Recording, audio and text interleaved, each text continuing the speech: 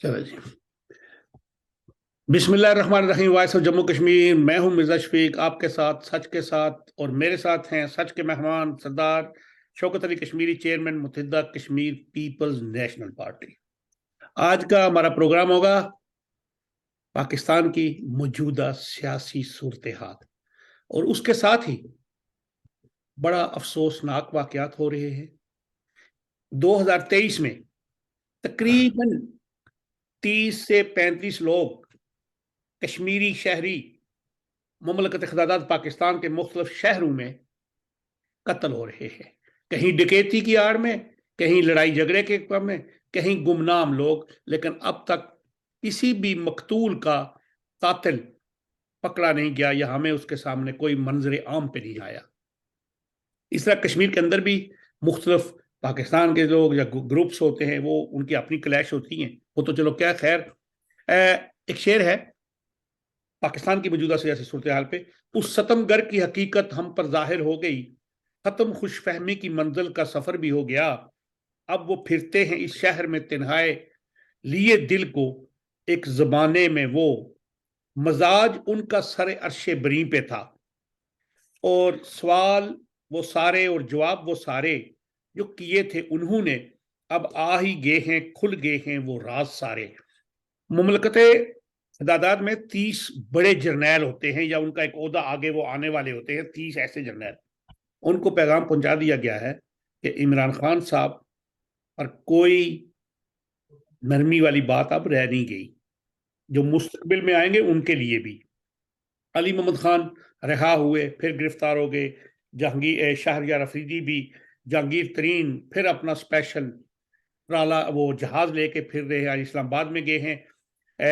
मोहसिन नकवी साहब वजीर आला पाकिस्तान पंजाब ने कहा है कि हमला आवर मियाँ वाली एयरबेस पे बूसे से भरे ट्रालियों के अंदर असला छुपा के ले गए थे।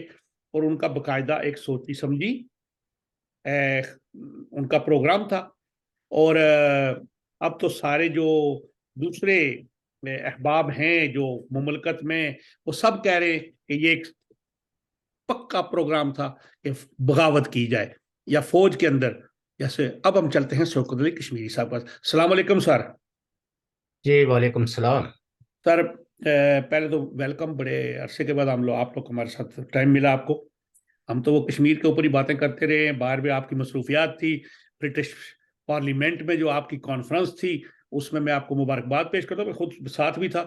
और उसके बाद वहाँ पे जो कन्वेंशन था, उसके बाद जो पार्टी के प्रोग्राम थे, और उन सब की कामयाबी पे मैं आपको मुबारकबाद पेश करता हूँ। पिछले हफ्ते आपकी बर्थडे भी होगी। आप अभी माशाल्लाह बड़े हो गए मुझसे। तो वैसे वो बड़े थे, लेकिन आप उम्र में भी बड़े हो गए। उसके बाद सब अहबाब जिनने उस हमारे कन्वेंशन को, हमारी पार्टी के वो मीटिंग्स को ब्रिटिश पार्लियामेंट हाउस के अंदर, हाउस ऑफ कॉमन के अंदर, उन सब को मुबारकबाद पेश करता हूँ, यूके पीएनपी के कारकुन को। जनाब, आज बात है मुमलकत क़यादत पाकिस्तान की। मैंने खबर पढ़ी कि 30 जर्नैल्स को ये पैगाम हो गया है कि जनाब आपने मुस्तकबिल में आगे आना है, और आपने भी ये नरमी वाला मसला अब नहीं होगा। अब देखें क्या हो रहा है। फिर मैं तो वही कहता हूँ कि मैंने वो किताब पढ़ी थी, लेकिन किताब को छोड़े अभी। किताब के सारे सफ़े अभी बिखर गए हैं। क्या ये जो कुछ मुमलकत में हुआ या अब हो रहा है, इसका मुस्तकबिल क्या होगा सर, इस अवाम, इस कौम के लिए, इस मुल्क के लिए?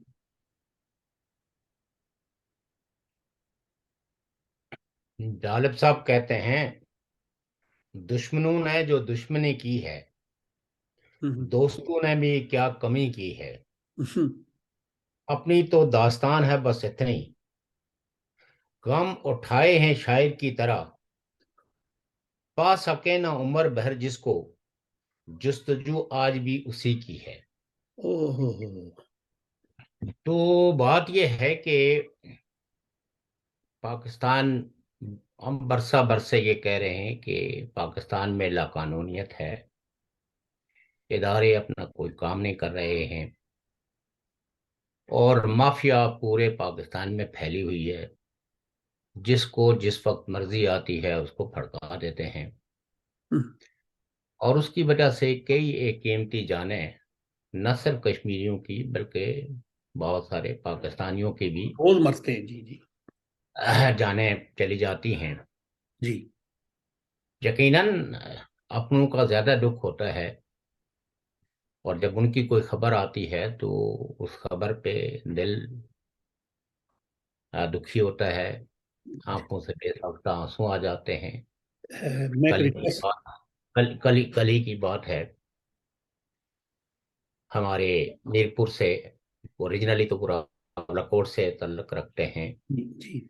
और हमारे नासिर अजीज खान साहब और उनकी मिसिस के अ, रिश्तेदार से जी, करीबी। यार भी हैं करीबी। अ, वो सेशन जज थे, मीरपुर जी। और उनकी तैनाती मीरपुर में थी। जी। उनको घर में घुसकर तो कत्ल कर दिया गया। और आप ये अंदाजा कीजिए कि एक जो कातिल है, जो घर में घुसे, उनमें से एक जख्मी भी है, और वो पुलिस ने पकड़ लिया, लेकिन अभी तक बाकी मुजरिमों के बारे में कोई तहकीक नहीं हो रही है। हम्म। तो ये तो एक खौफनाक सूरत हाल है उन लोगों के लिए जो इस सूरत हाल पर कड़ी नजर रखे हुए हैं। लेकिन पाकिस्तान एक ऐसी रियासत है जिसके कानों पे कोई जू नहीं रेंगती, और पाकिस्तान की एस्टेब्लिशमेंट सियासी जोड़ तोड़, पार्टियों को तोड़ना, पार्टियों को जोड़ना, एक को इक़्तिदार से बेदखल करना, दूसरे को इक़्तिदार में लाना, और ये बरसा यानी गुज़श्ता 76 साल की अगर तारीख पे नजर डालें तो यही एक दास्तान है। पीपल्स पार्टी को तोड़ के वो नेशनल पीपल्स पार्टी बनाई गई, जदोई फिर साहब एक की। प्रोग्रेसिव पीपल्स पार्टी बना गई। नियाजी साहब की। तो कई एक ये इसी तरह नून लीग को भी तोड़ा गया, फिर पीपल्स पार्टी को तोड़ा गया, वहां से पैट्रियाट निकाले और काफिले की हुकूमत बना दी परवेज मुशर्रफ साहब ने। तो पाकिस्तान की एस्टेब्लिशमेंट जो है वो चार्टर ऑफ डेमोक्रेसी से खौफजदा थी कि भाई यहाँ सब इदारों को शायद कानून ने जो उनको अख्तियार दिए हैं, जो दायरे मुतय्यन किए हैं, उसके मुताबिक वो हुक्म वो चलेंगे। तो उसका तोड़ तो आपको पता ही है 2011 में, अगरचे ये लंबी दास्तान है, और जाहिर है कि ये मुख्तसर प्रोग्राम जो है वो उस पूरी दास्तान का अहाता नहीं कर सकती। लेकिन इमरान खान साहब खुद भी और जनरल हजरात भी ये इकरार बरमला करते हैं। इमरान खान साहब ये कहते हैं कि मेरी हुकूमत में तो असल हुक्मरान वही थे, वही पार्लियामेंट चलाते थे, वही बजट बनाते थे, वही फॉरेन अफेयर्स चलाते थे, और छोटे छोटे तबादलों से लेके हर काम में उन्हीं की मदाखलत थी। किसको क्या सहूलत देनी है, किससे क्या सहूलत छीनी है। और जब कुछ एडमिनिस्ट्रेटिव मैटर्स में इख्तलाफात हो गए, तो आज इमरान खान साहब की जो पार्टी है, जिसको जो पीटीआई है, जी। उससे एक लंबी कतार है लोगों के छोड़ने की। 100 लोग आज हो गए लीडर जी।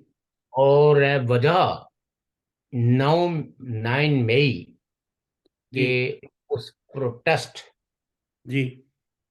को बनाया गया है कि जी 9 मई को मिलिट्री इंस्टॉलेशंस पे जो हमले हुए हैं, जी।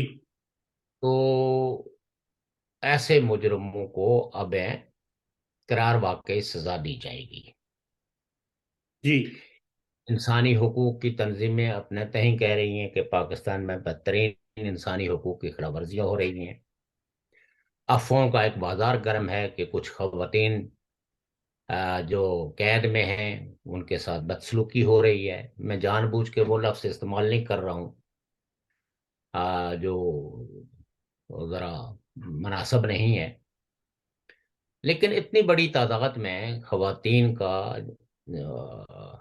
गिरफ्तार होना, इतनी बड़ी तादाद में किसी पॉलिटिकल पार्टी के साथ एफिलिएट होने के शक की बुनियाद पे लोगों को गिरफ्तार करना, और फिर उनको फौजी अदालतों में उनके मुकदमात ले जाना और फौजी अदालतों से उनको सजाएं दिलाना, ये कोई नई बात नहीं है।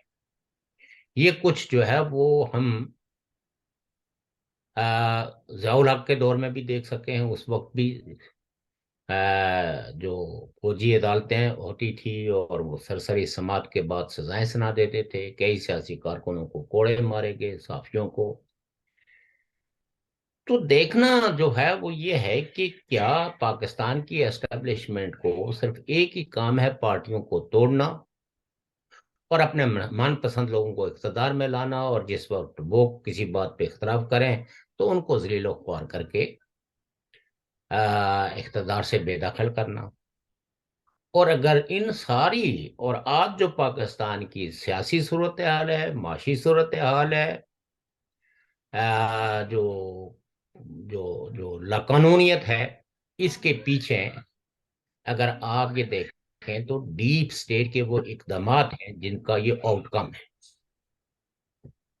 अ, शायद हमारी तो परंपराएं ऐसी नहीं है कि जिन लोगों पे पहले ही रियासत ने हैं कुछ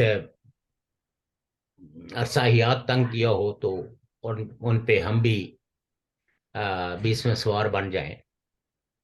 इसमें कोई शक नहीं है कि पाकिस्तान की पॉलिटिकल पार्टीज ने, और नॉट ओनली पीटीआई, बल्कि पाकिस्तान की सियासी सारी ही पॉलिटिकल पार्टियों ने मुख्तलिफ अदवार में वो गलतियां की हैं, और उसकी उसके वो कर्ज भी चुकाए हैं जो उन पे वाजिब नहीं थे।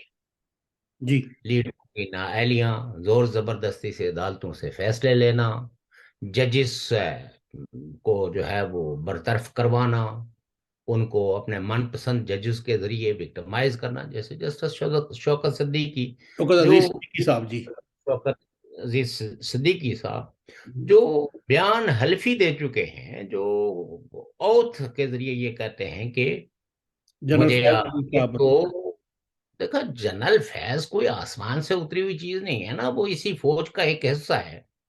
और अगर एक आदमी ने अपने मैंडेट से, अगर कोई कॉन्स्टिट्यूशनल मैंडेट से बाहर निकल के कुछ इकदाम किए हैं, तो नजर तो आना चाहिए ना, किसी किसी पिटारे में उनको खड़े नजर आना चाहिए।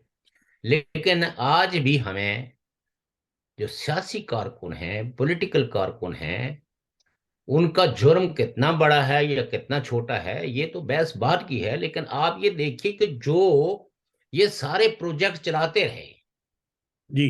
प्रोजेक्ट चलाने वालों को से कोई पूछने वाला नहीं है कि इस मुल्क का ये हाल क्यों हुआ है, और क्या इमरान खान को इस तरह के हालात से दो चार करके तो पाकिस्तान में कोई पॉलिटिकल स्टेबिलिटी लाई जा सकती है।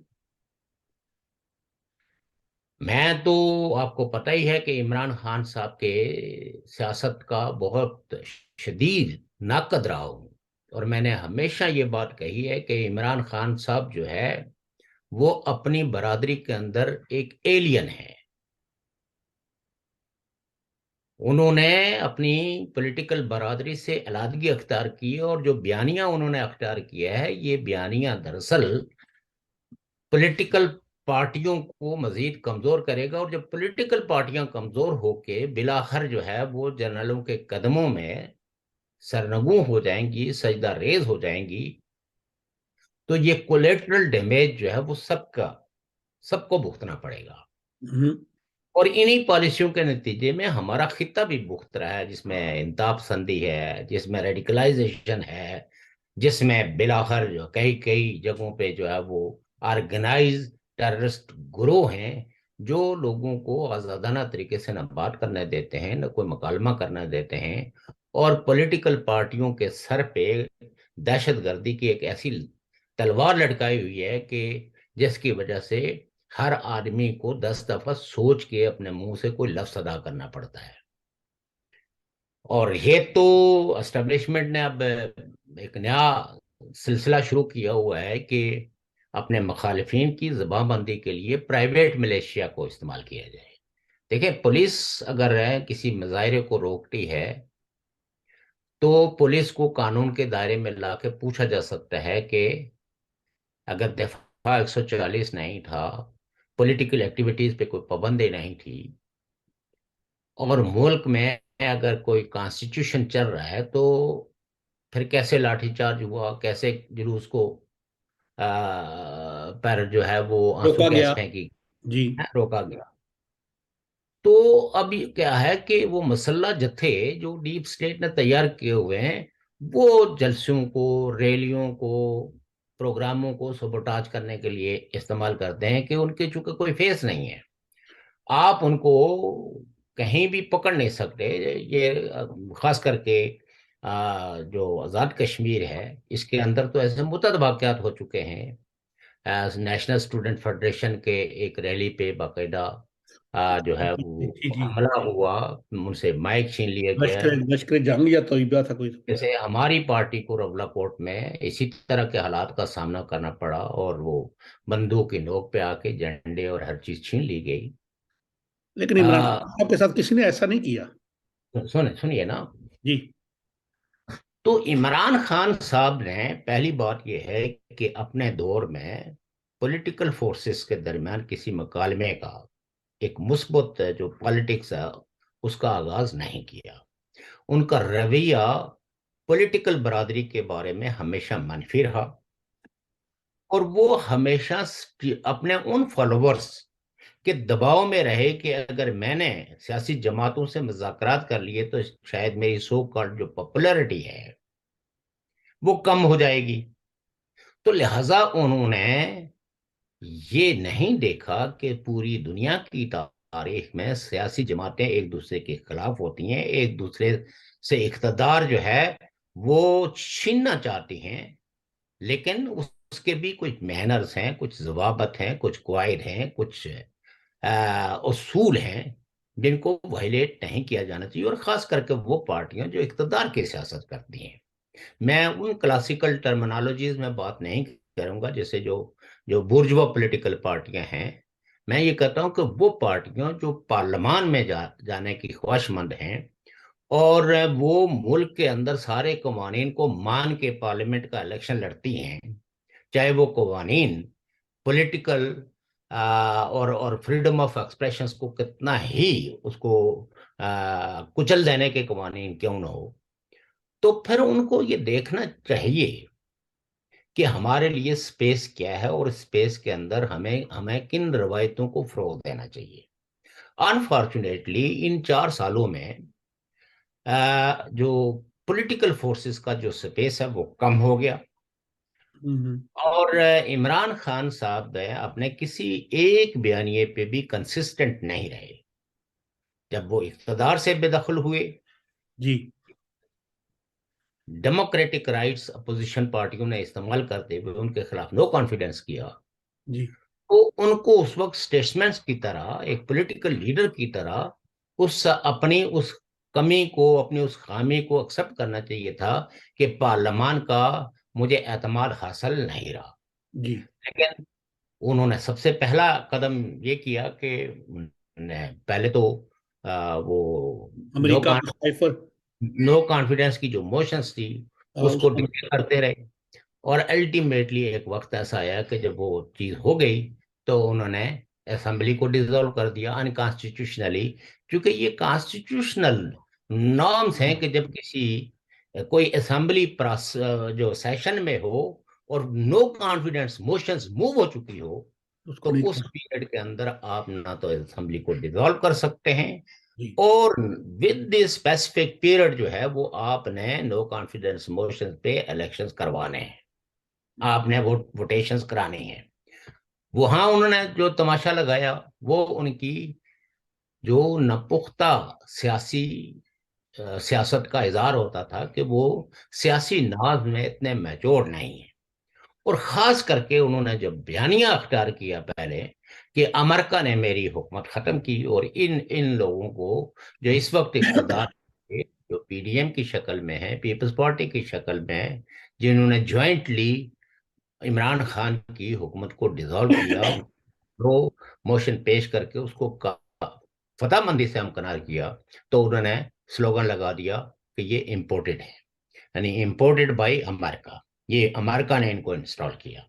जी अब आप ये देखिए कि जाहिर है उसकी बुनियाद पे लोगों को जो जो ये समझते हैं कि अमेरिका ही असल में वाहिद ताकत है जो हुकूमतों को हटाने, हुकूमतों को बिगाड़ने, और जहां जहां पॉलिटिकल इंस्टीट्यूशंस जो है वो कमजोर हैं, तो वहां वो अपनी मर्जी के लोगों को लाते हैं।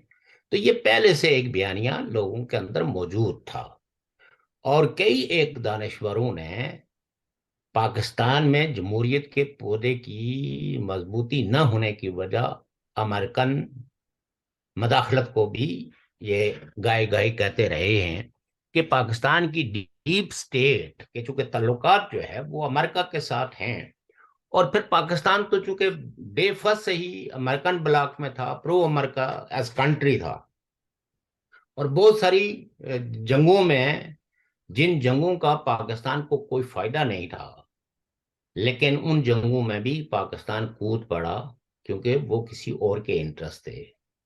तो जब इमरान खान ने ये बात कही, तो लोगों ने वाह वाह करना शुरू कर दी, साथ में उन्होंने आज़ादी का नारा लगा दिया, और लोगों ने ये समझा कि अब ये है कि यहाँ से जितने भी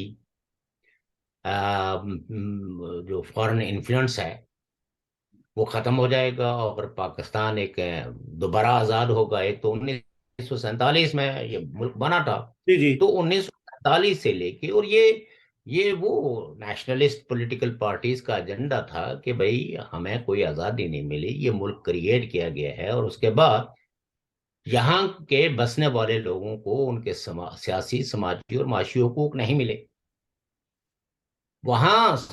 लेकिन चूंकि संजीदा जो मकतब फिक्र था, उनने इमरान खान की इन पॉलिसियों को क्रिटिसाइज किया कि ये तो इस बयानिए के तहत एक नेशन स्टेट कैसे आगे बढ़ सकती है, जिसको खारजा अमूर में कई एक दिक्कतें, कई एक मुश्किलात हैं। तो लिहाजा ये है कि वो मुल्क जो उस मुल्क में वाकई अगर मदाखलत भी करते हैं, तो पॉलिटिकल लीडरशिप है उस मदाखलत का इजहार नहीं करती, चूंकि बुनियादी बात यह है कि उनके टूल कौन बनते हैं। तो अगर टूल मौजूद हैं तो असर तो कोई भी डाल सकता है, वो ईरान भी डाल सकता है, वो सऊदी अरबिया भी डाल सकता है, वो बरतानिया भी डाल सकता है, अमेरिका भी डाल सकता है, इंडिया भी डाल सकता है, चाइना भी डाल सकता है। लेकिन फिर वहां से उठा के तो उन्होंने ये कहा कि जी ये जनरल बाजवा। जी उनके तो बाजू। आप अगर ये देखें तो उन्होंने बहुत सारे बोदे किस्म के नारे और पॉपुलिस्ट किस्म के बयानिए जो है वो लोगों में रख के, तो अपनी पार्टी को एक ऐसी दलदल में फंसा दिया जिससे कि आज कोई पॉलिटिकल पार्टी भी नेगोशिएशन करने के लिए तैयार नहीं है, क्योंकि ये उनका अपना बयानिया था कि मैं अगर मुज़ाकरात करूंगा तो ताकतवरों के साथ करूंगा। यानी ताकतवरों से मुराद ये थी कि मिलिट्री के अलावा, आर्मी चीफ के अलावा मैं किसी से गुफ्तगू नहीं करता। और अब तो यह हकीकत भी सामने आ गई है कि जब चीफ जस्टिस की हदायत पर कुछ पॉलिटिकल पार्टीज के लोग बैठ के, यानी पीडीएम और पीटीआई के लोग, तो वो जिस वक्त किसी संजीदा मरहले में, किसी एग्रीमेंट के मरहले में दाखिल हुए, तो इमरान खान साहब ने उस मीटिंग को बिल्डोज करके लोगों को जो है वो उसको बकला वापस लिया अपने आप। वापस हो गए। नतीजा ये है कि वो चीज सबोटाज हो गई। आज इमरान खान साहब कहते हैं कि मुज़ाकरात के लिए मैं तैयार हूं, जिस वक्त है कि उनके अगर अगर लाखों नहीं, हजारों नहीं, तो सैकड़ों सियासी कारकुन जो है या उनकी पार्टी के साथ जो एफिलिएटेड हैं, वो जेलों में मिलिट्री ट्रायल के इंतजार में मैं वही अर्ज करने लगा था शौकत साहब और दूसरी कि तरफ जो है वो आ, जो जो उनकी पार्टी है उसमें एक बजाय टूट फूट नजर आ रही है। रोजाना एक कतार अंदर, कतार बाहर जो है वो जा रही है। और वो मुख्तदर लीडर जिन पे इमरान खान साहब बड़े फखरिया कहा करते थे कि ये है वो असट हमारे पास हमारी पार्टी का, आज वो आहिस्ता आहिस्ता धीरे धीरे नहीं बल्कि आप ये कह सकते हैं कि जो पार्टियों को तोड़ते हुए एस्टेब्लिशमेंट को कहीं अगर सालों लगे हैं, तो पीटीआई को पार्टनर्स। तोड़ते हुए और लोगों को अलग करते हुए एस्टेब्लिशमेंट को मिनटों लगे हैं। डॉक्टर साहब मेरा एक सवाल है, जी। अगर आप बुरा बनाए तो। सर ये जो इमरान खान साहब का ये जो जो ने ये 9 मई 11 मई जो भी हुआ, इसका एक सबसे बड़ा नुकसान ये नहीं हो गया? देखें, दोबारा 40 साल के बाद पाकिस्तान में, या तकरीबन 30 साल के बाद, मिलिट्री कोर्ट्स का क्याम अमल में आ गया। हम लोग बैसियत एक सियासी कारकुन यकीन करें कि मैं इन मामलात की भी मजम्मत करता हूँ, ये काम अच्छा नहीं है कि अदारों पे हमला करना, लेकिन उसका हाल ये नहीं था कि सिविल कोर्ट्स में अच्छी प्रोसिक्यूशन की जाए और इनको अच्छी तरह वो सजा दी जाए। सवाल ये पैदा होता है ना, देखें जी, एक हमें जरा इमरान खान साहब के बयानिए को भी सिंपैथेटिकली एनालाइज करना चाहिए। सिंपैथेटिकली एनालिसिस का मतलब यह है कि वो ये कहते हैं कि इसमें एजेंसियों के लोग शामिल थे, हम्म। और कुछ वीडियोस भी सर्कुलेट हो रही हैं कि हम्म। ये देखें ये बंदा जो है ना लोगों को पुश कर रहा है। तो मैं समझता हूं कि इन ऐसे वाकयात की भी एक तारीख है कि जब एजेंसियां जो है वो मुख्तलिफ डेमोस्ट्रेशन के अंदर घुस के तो लोगों को एक इश्ताल की तरफ ले जाते हैं, और उस वक्त जो आदमी सबसे ज्यादा ऊंची जबान से कोई नारा लगाता है, लोग उसकी बात को सुनने, और उस वक्त अगर कोई नासे कोई वसीयत करने भी चाहे, कोई नसीहत करने भी चाहे या रोकने भी चाहे, तो लोग उसके गले पड़ जाते हैं। तो मैं ये कहता हूं कि इस ऐसे वाकयात की तहकीकात होनी चाहिए, नंबर एक। नंबर दो ये है कि जो दीगर पॉलिटिकल पार्टीज हैं वो भी इमरान खान के बुग्ज में पाकिस्तान के अंदर जो एस्टेब्लिशमेंट डीपोलिटिसाइजेशन कर रही है, और ये एक खतरनाक अमल हो रहा है जिसको इमरान खान दुश्मनी में दीगर पॉलिटिकल पार्टीज इसका अदराक नहीं कर रही है। ये जो पीटीआई से जो जो जो लाठी पीटीआई से स्टार्ट हुई है, तो ये एक गैर सियासी पाकिस्तान बनाने का जो एस्टेब्लिशमेंट का पुराना ख्वाब था, अगर उसमें पीडीएम भी उसमें रंग भरना है और अपनी खिदमत पेश कर दे, तो मैं ये समझता हूं कि ये कोई सियासत की कोई खिदमत नहीं होगी। इसलिए जरूरत इस अमर की है कि अगर इमरान खान साहब को वक्त और हालात ने ये बात समझा दी है कि आपको अल्टीमेटली अपनी क्लास, पॉलिटिकल क्लास, पॉलिटिकल बरादरी की तरफ ही रुजू करना चाहिए, तो इन्हें इमरान खान के माजी के रवैयों को मद्देनजर रख के तो ऐसे रवैया अख्तियार नहीं करना चाहिए जिससे कि पाकिस्तान में ये जो सो कॉल्ड डेमोक्रेसी है इसकी बिसात भी लपेट दी जाए। और आप ये देखिए कि आज यानी पीडीएम की हुकूमत को तकरीबन साल से ऊपर हो गया है, जी। वो कुछ भी डिलीवर नहीं कर पा रही है। क्यों नहीं कर पा रही है? कि जहां कहीं भी वो कोई इस्लाहत करने की कोशिश करते हैं तो थ्रू कोर्ट्स, कोई जी। तबादला नहीं कर सकते, कोई तरक्की नहीं दे सकते किसी प्रोजेक्ट को। तो ये सारा जो है वो एक ऐसा खेल जो है ना ब्यूरोक्रेसी का और पाकिस्तान के मिलिट्री जनरलों का पाकिस्तान की सरजमीन पे शुरू हो चुका है, जिसमें अवाम के बारे में कोई सोच ही नहीं रहा है। और तो ये एक खतरनाक अमल शुरू हो गया है। और कभी कभी तो गमान होता है कि शायद पाकिस्तान अब अपने लॉजिकल एंड तक पहुंच गया है, और पाकिस्तान को जितना एक निचोड़ना था, पाकिस्तान की अशराफिया ने वो निचोड़ चुके हैं, अब उनको मजीद कोई तवक्को नहीं है। और बजाय जो जंग लग रही है, जंग नजर आ रही है, वो है चाइना का इन्फ्लुएंस पाकिस्तान पे रहेगा या अमेरिका का इन्फ्लुएंस बरकरार रहेगा? क्या जी। चाइना को जो है वो पाकिस्तान वो स्पेस जो गुज़श्ता 75 सालों से दिए हुए है, उस स्पेस में कोई कटौती करेगा? या उसका उसको मजीद स्पेस दिया जाएगा। और जो अमेरिकन डिजाइन, तो ये अमेरिका वर्सेस जो चाइना की जो लड़ाई है, इस लड़ाई पे भी लोगों को संजीदगी से गौर व फिक्र करना चाहिए, और खास करके जो पॉलिटिकल क्लास है, और अपने रीजन में पीस के एजेंडे को प्रमोट करने के लिए मैं ये समझता हूँ कि पहले मरले के तौर पर पॉलिटिकल लोगों को, पॉलिटिकल पार्टियों को आपस में मुकालमा करना चाहिए, मुज़ाकरात करना चाहिए, और एक फ्यूचरिस्टिक पॉलिसियां ऐसी बनानी चाहिए। वरना तो इसकी कोई इंतहा नहीं रहेगी। आज पीटी कल नून लीग थी विक्टिम, आज पीटीआई हो गई, कल पीपल्स पार्टी हो जाएगी। देखो, हर एक के सर पे एस्टेब्लिशमेंट ने एक एक तलवार लटकाई हुई है। कराची पे पहले एमक्यूएम की शक्ल में तलवार थी, अब जमात इस्लामी की शक्ल में आ जाएगी।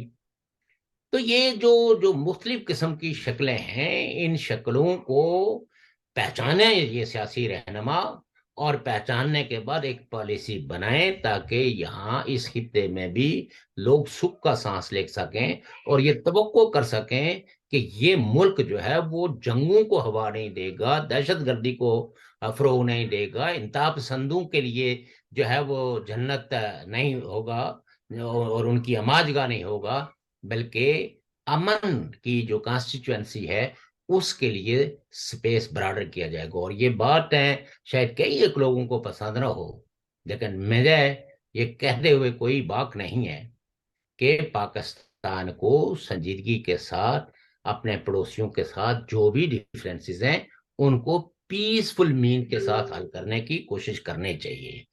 क्योंकि इस वक्त तक सबोटाज सबोटाज जितने भी टॉक्स हुए हैं उसमें पाकिस्तानी एस्टेब्लिशमेंट का ही रोल रहा, चाहे वो लाहौर डिक्लेरेशन हो, चाहे शिमला एग्रीमेंट हो, चाहे ताशकंद हो, वो सबकी अगर खिलाफ वर्जियों का आप अहाता करें, और ये मिलिटेंसी और ये प्राइवेट मलेशिया, नतीजा यह है कि आज पाकिस्तान के वजूद पे लोग संजीदा बहसें हो रही हैं। ये अब वो ड्राइंग रूम्स के अंदर या कमरों के अंदर बैठ के नहीं, बल्कि अब तो टीवी टॉक शोज के अंदर पाकिस्तान के मुस्तकबिल के बारे में लोग गुफ्तगू कर रहे हैं कि पाकिस्तान सरवाइव करेगा या नहीं करेगा। डॉक्टर साहब, पीटीआई नो पीटीआई, ये पॉलिसियां मैं नहीं समझता हूं कि इसमें कुछ हासिल होने वाला है। डॉक्टर साहब 5 मिनट क्योंकि एक पीटीआई कोई आसमान से उतर के नहीं आई थी।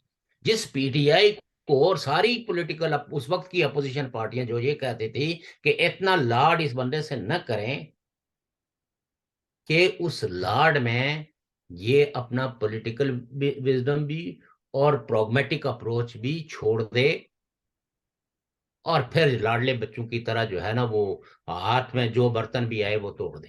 डॉक्टर साहब 5 मिनट आखिरी रह गए प्रोग्राम के वक्त में। 2023 की बात करता हूँ, 2022 तो फिर बहुत पीछे चला जाएगा। 2023 की बात और 2022 के आखिरी दिनों की बात। पाकिस्तान के अंदर, इस्लामाबाद के अंदर, लाहौर, गुजरांवाला, एक छोटा बच्चा भी पहले हुआ हुआ था, शायद आपको मालूम है, अरसलान जुबैर नाम था उसका, बाघ का। वो इस्लामाबाद से हुआ था। कोई मिला नहीं, कोई कुछ नहीं हुआ। उसके बाद मैंने जो देखा है, 23 से 24 लोग कत्ल हुए हैं। कल हमारे मीरपुर के जो सेशन जज साहब थे, हमारे अमजद इसाक साहब, उनके घर में डकैती हुई। डकैती के दौरान वो उनको उनकी डेथ हो गई। जैसा बकौल आपको पता है कि वो एक बंदा पकड़ा भी गया, लेकिन बाकी नहीं। इससे कबल भी ऐसे हुए, वो हाउसिंग सोसाइटीज में या जो भी कुछ था, लेकिन कभी तक वो कातिल जो हैं उनको गिरफ्तार नहीं किया जाए। उनके पीछे को बहुत बड़े हाथ होते हैं। या दूसरी तरफ कश्मीरी जो है वो लावारस हो गए मसलन, यानी। नहीं, ये कश्मीरियों का सवाल नहीं है। ये बात यह है कि वो मिलिटेंट जो इन्होंने ट्रेन करके गली मोहल्लों में छोड़े हुए हैं, वो ये सब कुछ कर रहे हैं। चूंकि अगर इनको स्टेट नहीं देगी तो ये यही कुछ करेंगे। ये एक ऑर्गेनाइज्ड वो है, और ये कई लोगों को नहीं पता है। लेकिन जब तक कि रियासत और रियासती इदारे अपना किरदार अदा दुरुस्त तरीके से नहीं करेंगे, और कानून की हुक्मरानी कायम करने में अपना कॉन्स्टिट्यूशन में दिया हुआ रोल प्ले नहीं करेंगे, तो यहाँ लॉलेसनेस जो है वो उस स्टेज पे पहुंच चुकी है कि कोई आदमी भी दावे से नहीं कर सकता जो घर से बाहर निकलता है वो महफूज पहुंचेगा, या जो घर में वापस आ गया है और वो अपने अगर स्लीपिंग रूम में चला गया है तो वो सुबह अपने बच्चों को देख पाएगा या उसके बच्चे उसको देख पाएंगे। तो ये कैफियत जो है, ये इतनी बड़ी अनारकी है जिस अनारकी का आप तस्वर भी नहीं कर सकते। और इसका कोई और जिम्मेदार नहीं है। ये जो नंबर वन फौज, ये जो नंबर वन एजेंसियां के दावेदार हैं, इनसे पूछा जाना चाहिए सख्ती से कि आपका काम सिर्फ पॉलिटिकल पार्टियों को तोड़ना और पॉलिटिकल लोगों को जेलों में डालना, उन पे तरह तरह के इल्जाम तराशियों के लिए अपने सहूलतकार और अपने प्रॉक्सीज पैदा करना है, या जो कौन जो जो जो जो मुल्क आपकी तनख्वाहें, आपकी पेंशनें, आपके बड़ी सारी मराहतें देता है, उसकी भी कोई खिदमत करनी है। तो इट इज वेरी अनफॉर्चुनेट। और आप ये देखिए कि इस वक्त है कोहटा से लेके केमाड़ी तक, केमाड़ी से लेके खैबर तक, लगा गिलगित बल्तिस्तान, किसी एक जगह भी जो लॉ एंड ऑर्डर की सिचुएशन है वो दुरुस्त नहीं है। और हर तरफ खौफ के साए साए जो है वो मंडला रहे हैं हर सियासी कारकुन के सर पे। तो लिहाजा ऐसे माहौल में कोई लोग कैसे सांस लेंगे, लोग कैसे किसी अच्छाई के बारे में सोच पाएंगे। आपने लोगों को सोचने के काबिल ही नहीं बनाया है। आपने तो इसी गालम गलोच को जिस पे आज आप टीवी टॉक शोज करवाते हैं, इस गालम गलोच को तो आपने खुद तैयार किया था। अब आप इसको बर्दाश्त किया जाना चाहिए। और अगर आप इसकी कोई तस्हीह करना चाहते हैं तो उसके लिए भी रास्ते अख्तियार किए जाने चाहिए जो पीसफुल हों, जो मुकालमे वाले हों, जो एक दूसरे को और ऐसे लोगों को ऐसे मुकालमे किए जाना चाहिए जो सबको पता होना चाहिए कि एक लीडर क्या कहता है। अगर वो गैर जमहूरी मुतालबे करता है तो that leader should be expose. वो उसको और इमरान खान साहब के जो मुतालबे हैं वो किसी से ढके छुपे नहीं है, और वो तमाम मुतालबे उनके गैर जमहूरी हैं सिवाय एक मुतालबे के, और वो है इलेक्शन वाला। लेकिन देखिए, कानून जो है वो विजडम का नाम है। कानून कोई आसमानी सहीफा नहीं होता। उस कानून के ताबे जो है वो निजाम चलता है। लेकिन जब कोई केस अदालतों के अंदर जाता है तो हमेशा एक एक होती है लिखी हुई बातें, जी। जो कॉन्स्टिट्यूशन में जो जो हाईएस्ट विजडम लगा हुआ होता है, to protect the life, liberty and property and every rights of the people. तो उसके बाद जो है कि ये भी होता है कि आप जो है वो विजडम इस्तेमाल करते हैं कि ऑब्जेक्टिव कंडीशंस आपको किस किस तरह के फैसले करने की इजाजत देती है। ये अभी तो बंद मेरे हो रहा है, बंद हो ख्याल रहा है, थैंक ये अभी बंद हो रहा है। मोहतरम नाज़रीन सामीन, आपने शौकत साहब के ख्यालात सुने। वो कह रहे हैं कि इमरान